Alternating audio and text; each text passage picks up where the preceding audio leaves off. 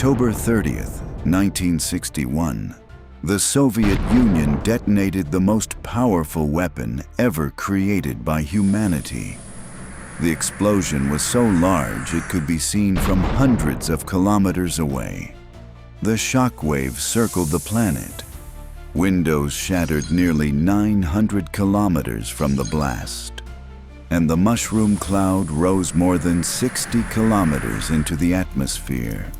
This was the test of the most powerful nuclear weapon ever built. A bomb so destructive that even the scientists who designed it believed it should never be used in war. It was called Tsar Bomba, and its detonation remains the largest explosion ever produced by humans. To understand why the Tsar Bomba was created, we have to go back to the beginning of the nuclear age. After the first atomic explosion during the Trinity test, the world realized that nuclear weapons had changed warfare forever. The United States quickly became the first nuclear power. But after World War II, another superpower began developing its own atomic weapons, the Soviet Union.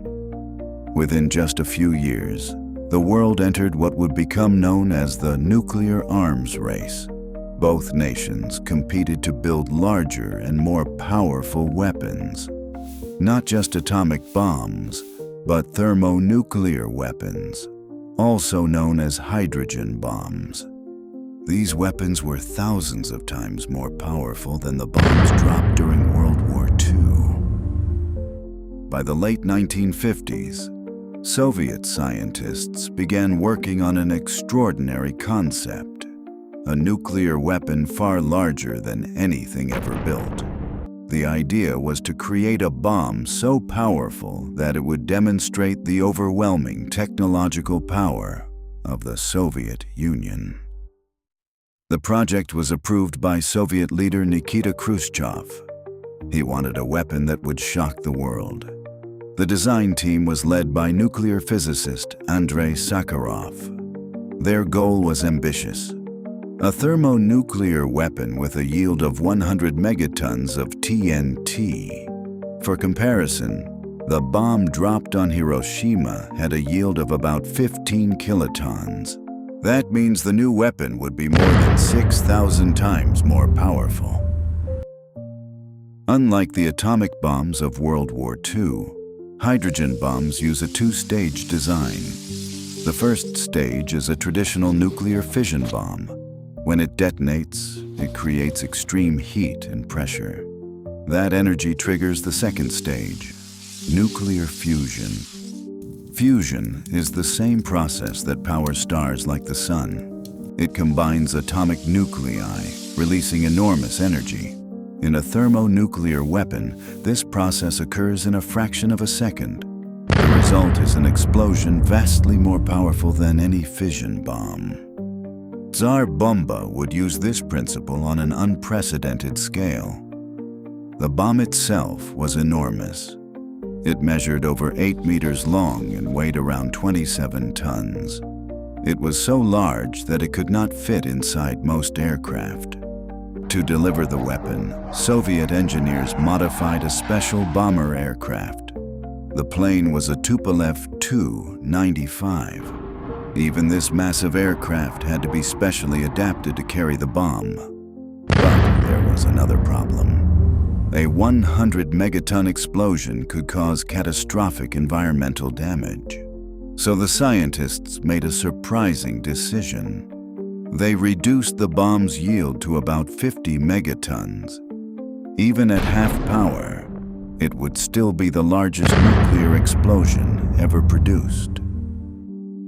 On the morning of October 30th, 1961, the bomber carrying the Tsar Bomba took off. Its destination was a remote Arctic island test site. The bomb was equipped with a massive parachute. The parachute slowed the bomb's descent after release. This gave the aircraft time to escape before the explosion.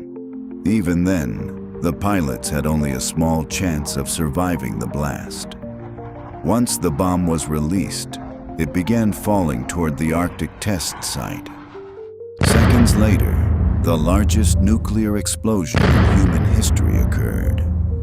The detonation created a fireball almost 8 kilometers wide. The flash could be seen more than 1,000 kilometers away. The mushroom cloud climbed higher than most commercial aircraft can fly. At its peak, it reached nearly 65 kilometers into the atmosphere. The shock wave from the explosion circled the Earth multiple times. The heat from the blast could cause third-degree burns from over 100 kilometers away. Had this bomb been detonated over a major city, it could have destroyed everything within a radius of dozens of kilometers. Despite its enormous power, Tsar Bomba was never intended for practical military use. It was simply too large, too heavy, and too destructive. Instead, the test served another purpose. It was a demonstration, a signal to the rest of the world during the Cold War. The Soviet Union wanted to show that it possessed unparalleled nuclear capability.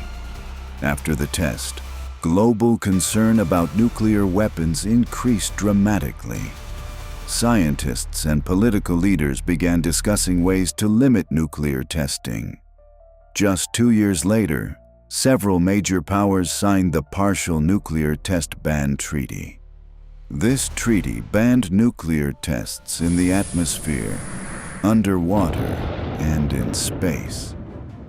The Tsar Bomba would remain the largest explosion in human history, and no nation has ever attempted to build a weapon of similar size again. The Tsar Bomba represents one of the most extreme technological achievements of the Cold War. It demonstrated humanity's ability to release unimaginable energy.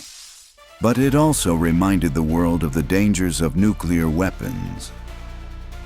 Because in the nuclear age, the power to destroy civilizations exists in the hands of humans themselves. And the largest explosion ever created serves as a warning of what that power truly means.